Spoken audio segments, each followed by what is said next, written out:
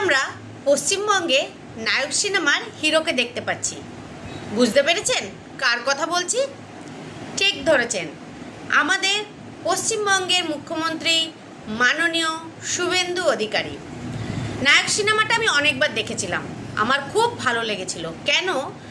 একদিনের সরকার হয়ে যে চেঞ্জিংটা করতে চেয়েছিলেন আমাদের ওই ফিল্মের নায়ক, সেটা পসিবল নয়, কিন্তু ইচ্ছা করলে আবার 1% হলেও সম্ভব। চারিদিকে সাসপেনশন সাসপেনশন সাসপেনশন, চারিদিকে পরিষ্কার পরিচ্ছন্ন রাখার চেষ্টা। তো আমি একবার হায়দ্রাবাদ গেছিলাম, সেখানে রাস্তাঘাট সম্পর্কে তো কিছু বলার নেই। যারা যারা হায়দ্রাবাদে গেছেন তারা জানেন, নিট অ্যান্ড ক্লিন, মানে একটা ছুঁচ পড়ে থাকলেও আমরা ওখানে দেখতে পাবো।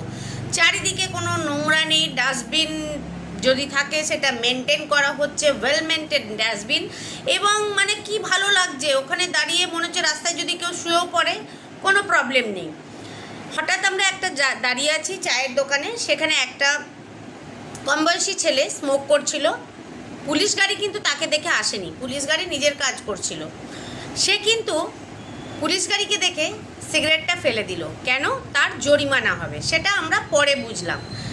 তো আমার তখনই একটা ধারণা হয়েছিল, এমনি কি কোনো দিন পশ্চিমবঙ্গ হবে, খুব ভেবেছিলাম। এখনও যে কমপ্লিট হবে সেটা আমরা বলছি না, কারণ আমরা সবাই মিলে তাকে কোঅপারেট করছি না।